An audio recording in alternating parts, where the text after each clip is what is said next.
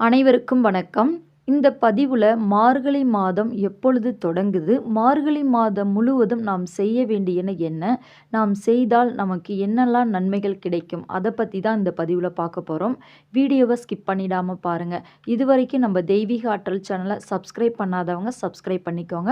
அப்படியே லைக் பட்டனையும் டச் பண்ணிக்கோங்க. வாங்க இப்ப பதிவுக்குள்ள போகலாம். மாதங்களிலே சிறந்தது மார்கழி மாதம். இறை வழிபாட்டிற்கு என்று உரிய மாதம் அப்படின்னு பார்த்தோம்னா மார்கழி மாதம்தான். இந்த மார்கழி மாதம் இந்த வருடம் 16/12/2025 செவ்வாய்க்கிழமை தொடங்கி ஜனவரி 13/1/2026 வரை மார்கழி 30 நாட்கள் இருக்கிறது. இந்த மார்கழி 30 நாட்களிலும் இறை வழிபாட்டுக்குரிய நாட்கள். இறைவனை மனதார வேண்டி நாம் என்ன கோரிக்கை வைக்கிறோமோ அந்த கோரிக்கை நிறைவேறும் என்றும் சொல்லப்படுது.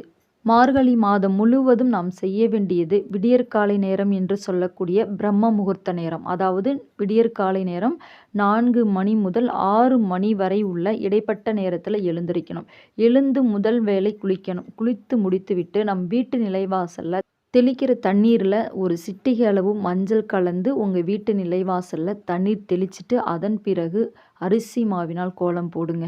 அந்த 30 நாட்களும் அரிசி மாவினால் தான் கோலம் போடணும். அந்த அரிசி மாவினால் கோலம் போட்ட பிறகு சிறிதளவு சாணம் வைத்து அதில் மஞ்சள் கலர் பூ, சாமந்தி பூவாக இருக்கலாம், பூசணிப்பூ, பரங்கிப்பூ, மஞ்சள் கலரில் எந்த பூ உங்களுக்கு கிடைக்குதோ அந்த பூவை கோலத்தின் நடுவில் 30 நாட்களும் வைங்க. இந்த 30 நாட்களும் இந்திர பகவான் உங்கள் வயிற்று நிலைவாசலில் பார்ப்பார். அப்பொழுது இந்திர தேவனுடைய அருள் உங்களுக்கு கிடைக்கும். பூசணி பூவை வைத்துவிட்டு அதன் பிறகு உங்கள் வீட்டு நிலைவாசலில் 2 பக்கமும் 2 அகல் விளக்கு ஏற்றி வைக்கணும்.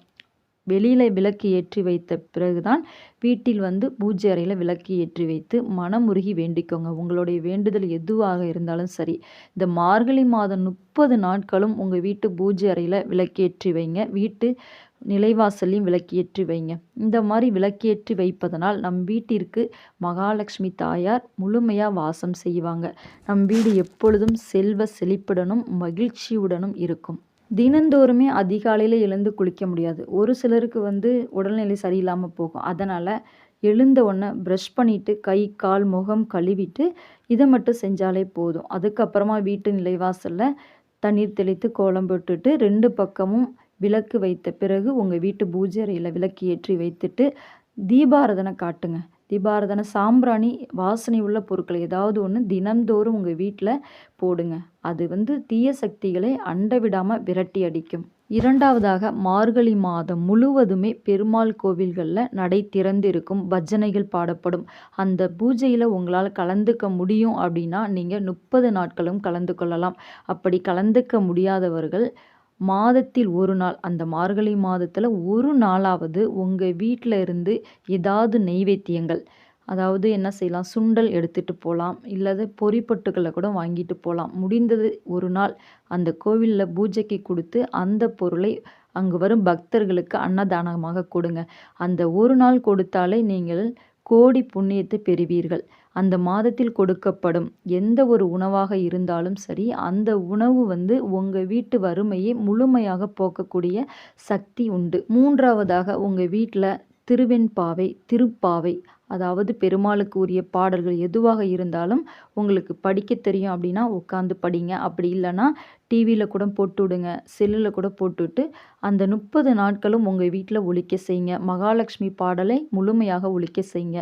நான்காவதாக ரொம்ப நாளாக திருமணமாகாத தடைப்பட்டு இருக்கக்கூடிய கன்னி பெண்கள், இளைஞர்கள், இவங்க அவங்க வீட்டில் அதிகாலையில் எழுந்து குளிச்சுட்டு பூஜை அறையில் பிள்ளையார் பிடித்து வைக்கணும். சாண பிள்ளையார் இருந்தால் 30 நாட்களும் பிடித்து வழிபாடு செய்யலாம். அப்படி இல்லை என்றால் மஞ்சள் சிறிதளவு குழைத்து சின்னதாக மஞ்சள் பிள்ளையார் பிடித்து உங்கள் பூஜை அறையில் வச்சுருங்க.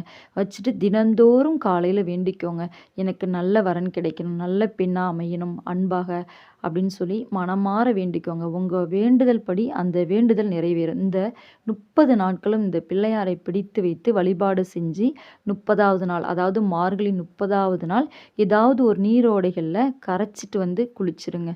உங்களுக்கு தை மாதத்தில் நல்ல வரன்கள் அமையும் என்றும் சொல்லப்படுது. மார்கழி மாதத்தை பீடை மாதம் என்று சொல்வார்கள். பீடை மாதம் என்பது கிடையாது. மார்கழி மாதத்தில் எந்த ஒரு சுப நிகழ்ச்சிகளும் செய்ய மாட்டார்கள். மார்கழி மாதத்தில் அதே போல எந்த ஒரு விதைப்பொருளையும் பூமியில் விதைக்க மாட்டார்கள்.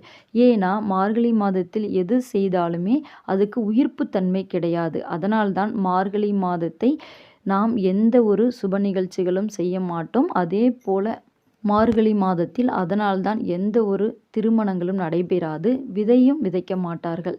இதுதான் அதற்கான ரீசன். பக்தி வழிபாட்டிற்குரிய மாதமாக இந்த மார்கழி மாதம் சொல்லப்படுது. பெருமாளை மனமாற வேண்டிக்கொண்டு உங்களுடைய வேண்டுதலை நிறைவேற்றிக்கோங்க. மார்கழி மாதத்தில் கட்டாயம் பெண்கள் வாசல்ல கோலம் போடணும். கோலம் எப்படி ஒருநிலைப்படுத்தி அவங்க மனசை பக்குவப்படுத்தி ஒருநிலைப்படுத்தி போடுறாங்களோ அதே போல் அவங்க வாழ்க்கையை வளைவு நெளிவு சுழிவோட கொண்டு போவாங்க. வாழ்க்கையை சிறப்பாக நடத்துவாங்க அப்படின்றது அர்த்தம். அதே போல் நம்ம மேலே ஓசோன் படணும். அந்த ஓசோன் படும்போது நமக்கு எதிர்ப்பு சக்தி அதிகரிக்கும். நாம் சுவாசிக்கக்கூடிய காற்று நம் உடலில் உள்ள உறுப்புகளை புத்துணர்ச்சி பெற செய்யும். அதற்காக தான் பெண்கள் கட்டாயம் அந்த மார்கழி மாதத்தில் அதிகாலையில் எழுந்து கோலம் போடணும். அதாவது 5 மணிக்குள்ளே முக்கியமாக போட்டு முடிச்சிடணும். அதுவும் முடியலன்னா 6 மணிக்குள்ளேயாவது எழுந்து பெண்கள் கட்டாயம் வீட்டில் வாசல் தெளித்து கோலம் போட்டு வாசலில் 2 பக்கமும் விளக்கு வைக்கணும். இதை கட்டாயம் செய்யணும். பெண்கள் இதை கட்டாயம் கடைபிடித்து வந்தாலே அந்த வீட்டில் மகிழ்ச்சி எப்பொழுதுமே நிலைத்திருக்கும்.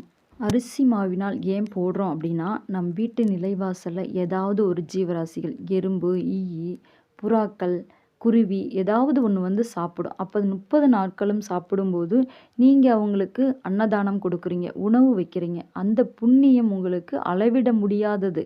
உங்களுக்கும் உங்கள் சந்ததியினருக்கும் அந்த புண்ணியம் வந்து சேரும்.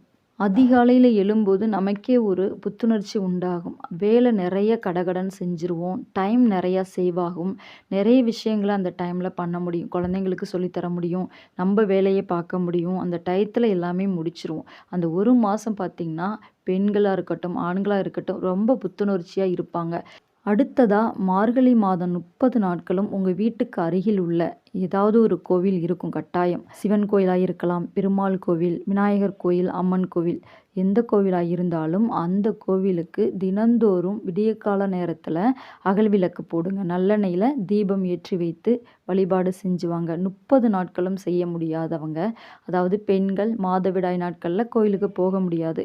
அந்த மாதவிடாய் நாட்கள் 7 நாள் அல்லது 5 நாள் முடிந்த பிறகு அதன் பிறகு போயிட்டு நீங்கள் தினந்தோறும் இந்த நாட்களில் மார்கழி நாட்களில் நீங்கள் விளக்கு ஏற்றி வைத்து வழிபாடு செஞ்சிங்கன்னா உங்களுக்கு எந்த ஒரு தோஷம் இருந்தாலும் அது கழிந்துடும்.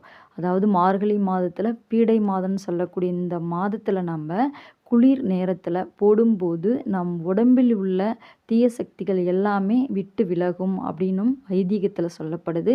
அதனால் இந்த மார்கழி மாதத்தில் வீட்டுக்கு அருகில் உள்ள கோவிலில் நீங்கள் விளக்கு போடுங்க. கோவிலில் பஜனை பாடுவாங்க. அதாவது ஒரு மண்டலம் அப்படின்னு சொல்லி விளக்கு போட்டு அர்ச்சனை கொடுப்பாங்க. கோவிலுக்கு உங்களால் முடிந்ததை ஏதாவது நெய்வேத்தியங்கள் செய்து கொண்டு படையல் செய்து படைத்து அதை அன்னதானமாக கொடுங்க. இந்த வீடியோ உங்களுக்கு ரொம்பவும் யூஸ்ஃபுல்லாக இருக்கும்னு நினைக்கிறேன். இந்த வீடியோவில் உள்ளதை ஃபாலோ பண்ணி பாருங்கள். உங்களுக்கு மகிழ்ச்சியை கொடுக்கும்.